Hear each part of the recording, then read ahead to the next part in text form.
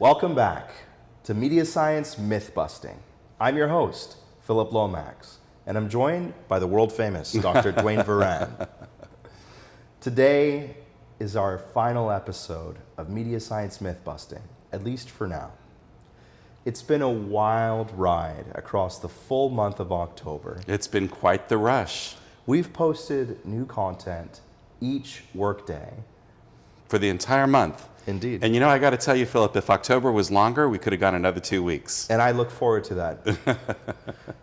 But today, we're going to give you a play-by-play of all of the different myths that we've tackled this month.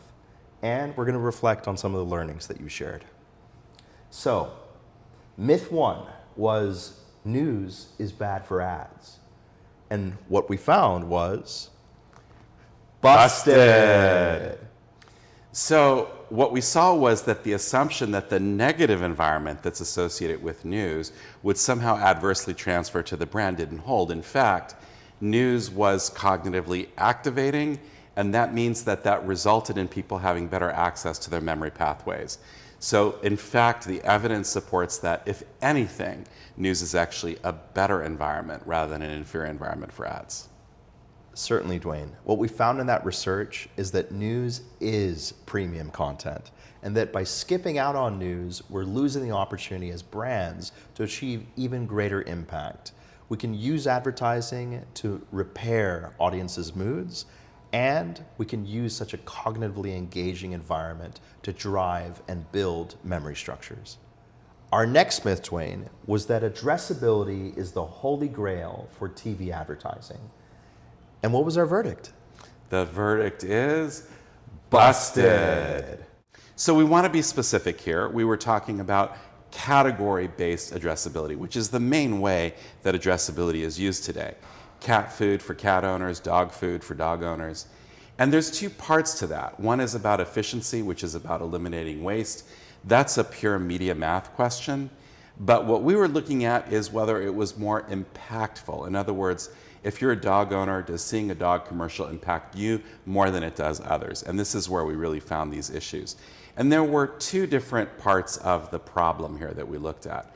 One is that the targeting data is inevitably old and in many cases outright bad. So what we see is that within a 30-day window, over half of what people were in market for has already moved on.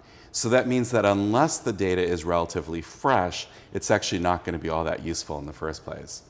But the bigger issue was that what we're calling relevance here, which is this business of matching categories to viewers, that only accounts at best for about 10% of the effect of an ad, where ad creative accounts for 60%.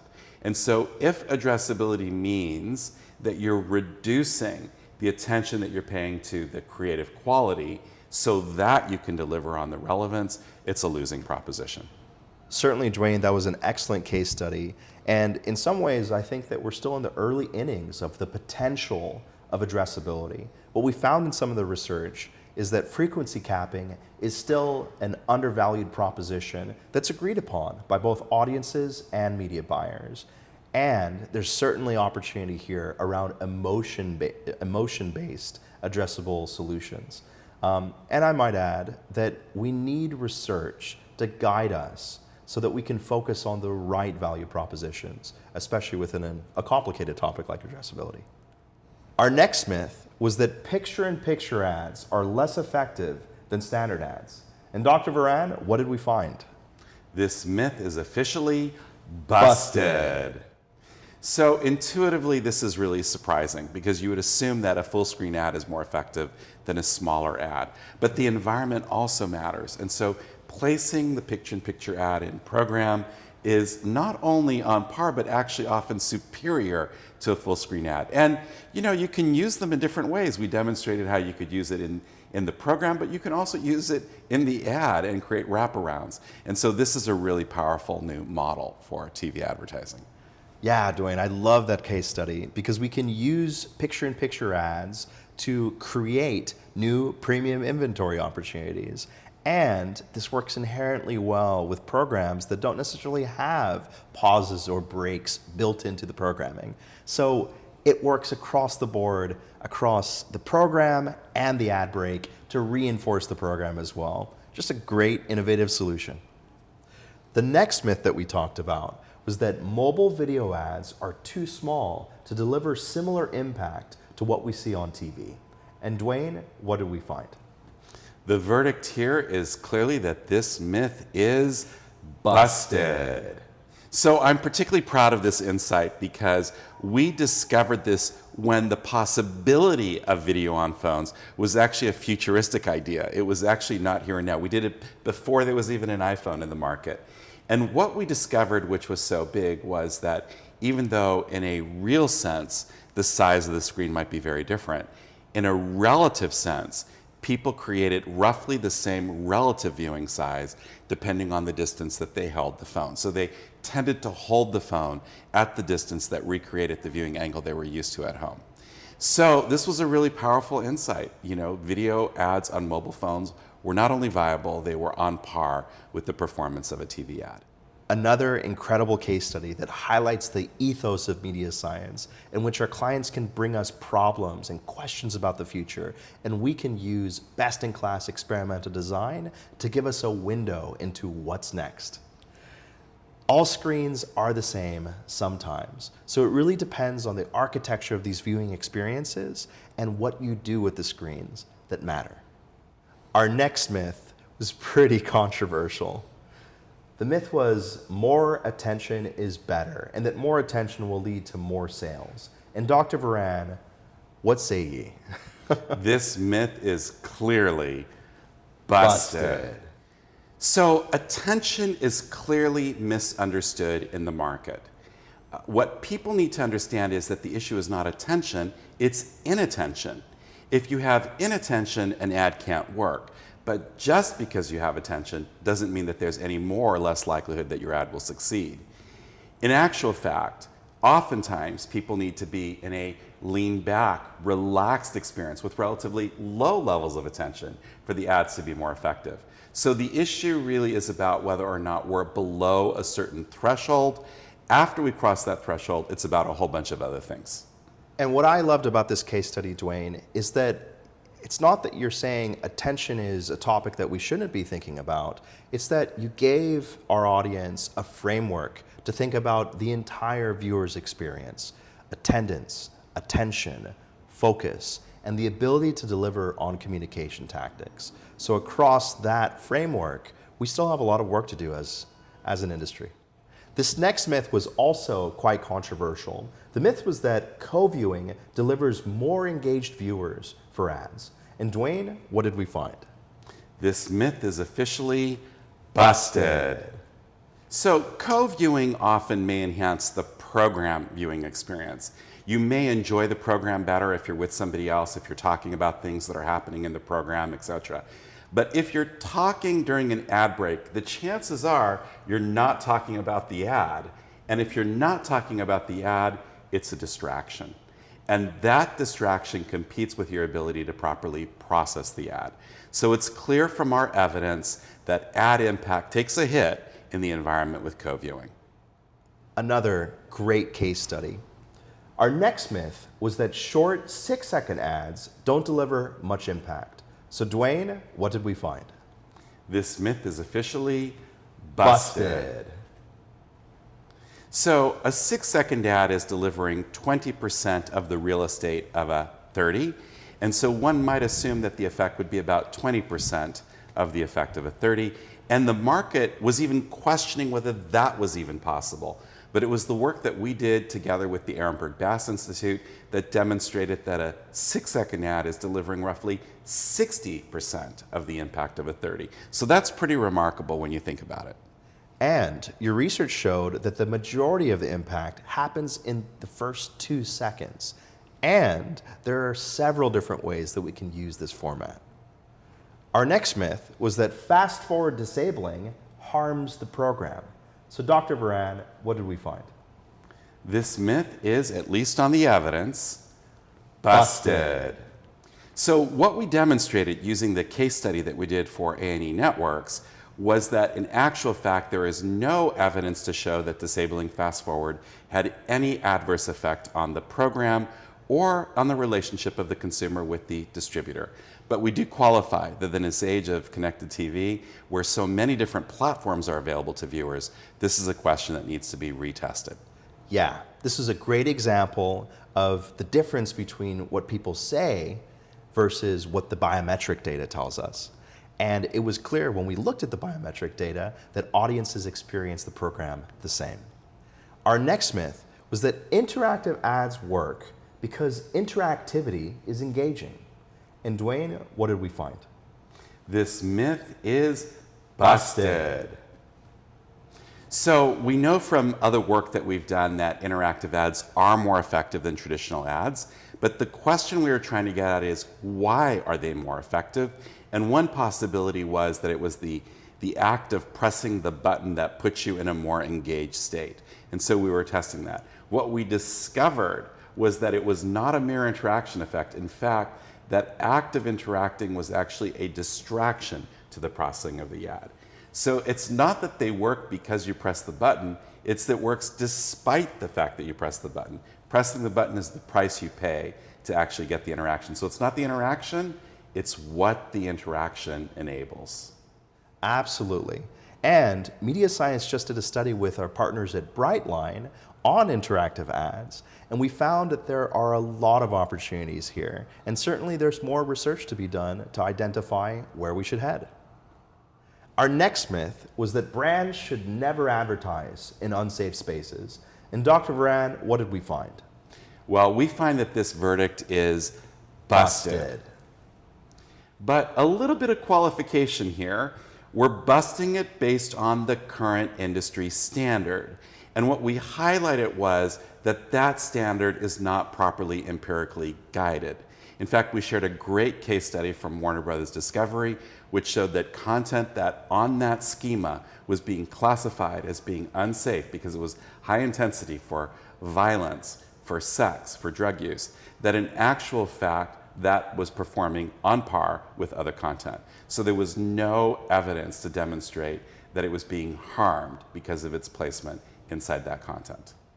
There are certainly normative reasons why brands might choose to not invest in certain environments. And for the purposes of our conversation, we focused on television advertising, but we're not going to comment on other mediums. But what we are trying to communicate is that standards should be empirically guided because they impact the entire industry. Our next myth was that print ads are not as effective as digital ads. And Dwayne, what say ye? Clearly, this myth is busted. And on a personal level, this was a huge surprise for me, but in actual fact, what we demonstrate is that print ads are significantly more effective than digital ads, both digital display ads and digital video ads. So print is still a powerful medium. Our next myth was that branded integrations are not as effective as traditional advertisements. And I love this myth, Dwayne. There's many different implications here. So Dwayne, what did we find in our data? We find that this myth is busted. But with a caveat, right? With a caveat. The thing that we discovered in our research was that the way that you should use a brand integration as television is different to the way you might use it in cinema. In cinema, you're expecting the integration to do all the lifting on its own.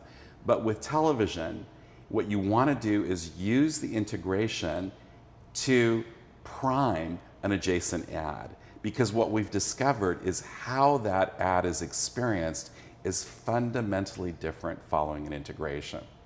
So the myth that you should use the integration alone, that's busted. But the real power is the combination of the integration together with the ad. Absolutely, Dwayne. There are certainly a lot of different opportunities for branded integrations.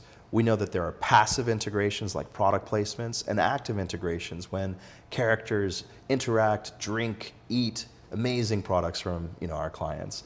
But there are also new opportunities that leverage the construct that you eloquently communicated in this series, which is we can use product placements to prime audiences to experience adjacent ads in a different way. So things like virtual product placements are just going to change the game around our effectiveness for adjacent ads.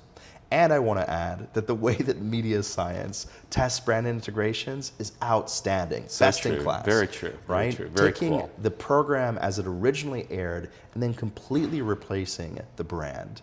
No one else in the industry does the work that we do in this way. That's true. That's true. Our next myth is around integrations as well. And this one was that interactive integrations don't work. And Dwayne, what did we find? Well, here we find that this myth is busted, but only because MediaScience found the remedy.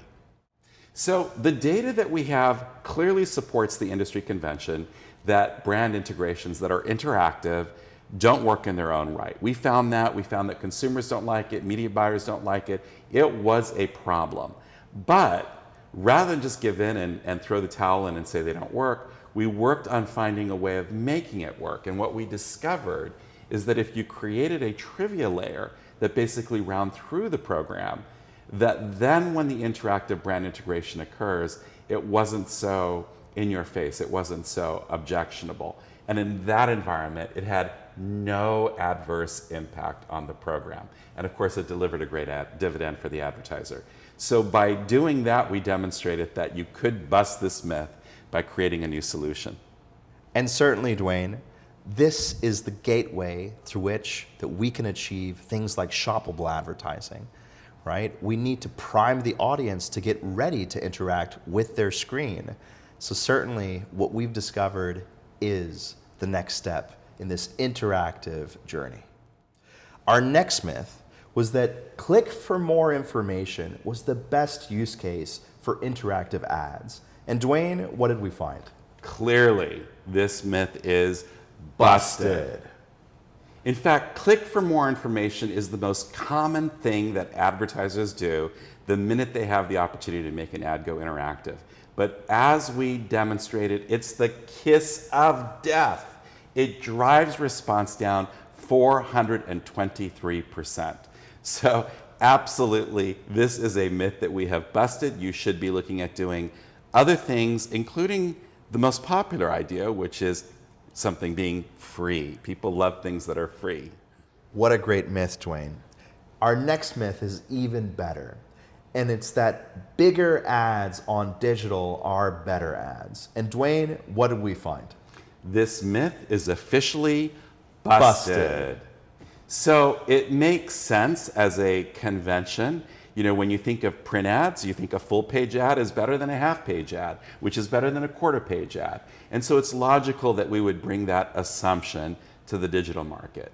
But as we demonstrated in our case study using our client Cargo, what we found was that the interstitial, for example, which was a full screen takeover, was actually significantly less effective, less viewed, people had less memory for it. It was less effective than a small little tiny advertiser bug in the corner of the screen, a format they call Sidekick.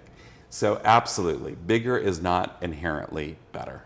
Certainly this case study with our friends at Cargo highlights the importance of quality research. And we shouldn't make assumptions around things that we might think are logical. Instead, when we find formats that are an annoyance to our audiences, we should search for better formats that still help us achieve our objectives. Our next myth was incredible, Dwayne. This myth was that fewer ad breaks are better. So Dwayne, what did we find? We find that this myth is officially busted. So there's been a lot of movement within the industry to shorter ad breaks. Limited interruption, relatively short ad breaks. We talked about the research that we had done with Freewheel, which showed that the optimal size for an ad break was 2 minutes, maybe 2.5 at most. And so there's this pressure to move to shorter ad breaks. But with that comes a need to actually kind of figure out what to do with the other inventory. And so what this has led is this question about whether you should have more ad breaks. And that has been met with resistance. Advertisers say, no, no, no, more ad breaks. Viewers don't like that, they don't want that. And so that's the convention that we were testing. But what we found was that clutter is the problem, and that actually having more ad breaks was a good thing and not a bad thing. And in fact, what it does is it creates more premium inventory because you're getting more A position ads, which are benefiting from the context transfer of the program. Certainly, Dwayne. MediaScience's partnership with FreeWheel as facilitators of the Viewer Experience Lab is an important contribution to the entire premium landscape. Our next myth was that on-screen overlays are distracting. So Dwayne, what did we find in our research? This myth is busted. On-screen overlays are a powerful new tool for basically achieving the same thing you would achieve with the brand integration. It's just a different form of brand integration, essentially, where it basically primes the viewer for how they then experience the adjacent ad. And if you do it well, if you're creative about the way that you use this, you can also use it to enhance the program experience. So it's a real win-win proposition. Our next myth is also incredible because it harks back to Dwayne's time as an academic. The myth was that ad processing is not possible when people media multitask. So Dwayne, what did we find? So this myth is busted, but it's only busted because, again, MediaScience found a solution. So the truth is that, in actual fact, it is difficult for people to process ads while they're watching television. We have seen this over and over again with lots of data, lots of research. In fact, this was the focus of the PhD dissertation of MediaScience COO, Dr. Amy Rask.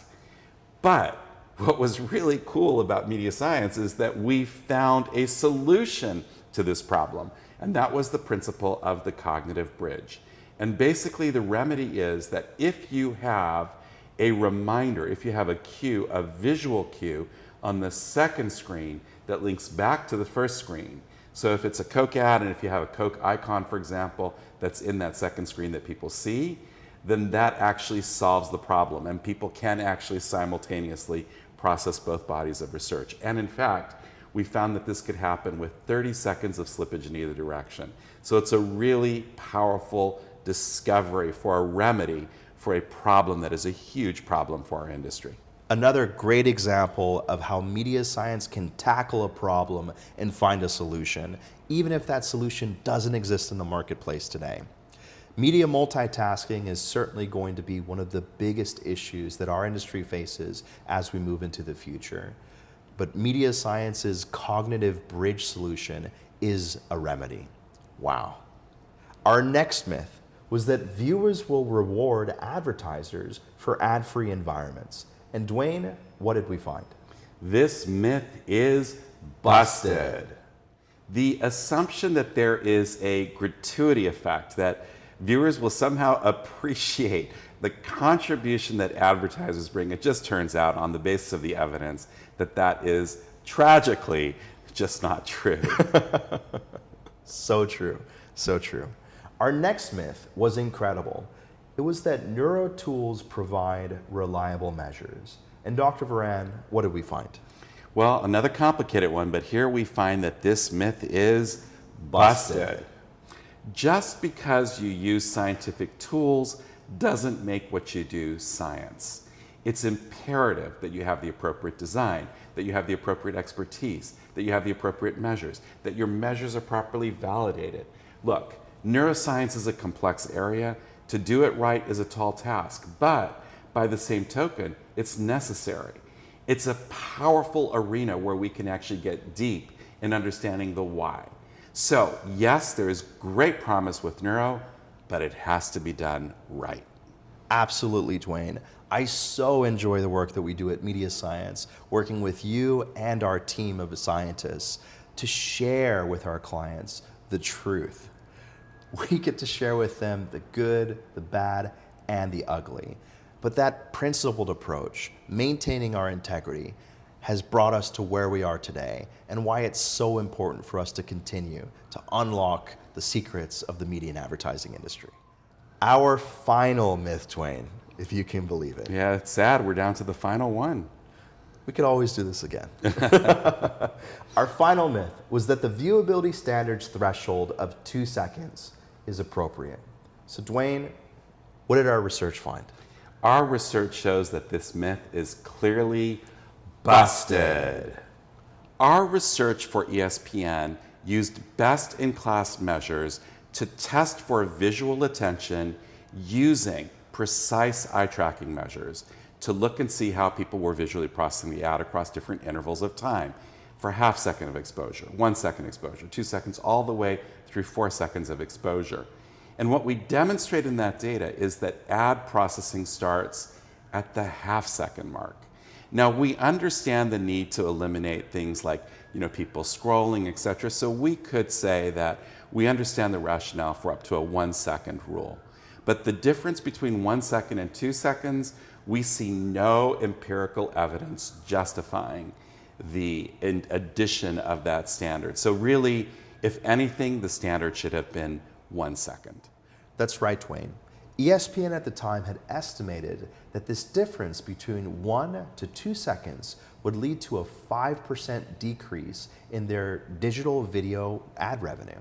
So when you follow that through to where we are today, in the United States, this is an $85 billion digital video advertising economy. So that's $4.25 billion in annual lost revenue.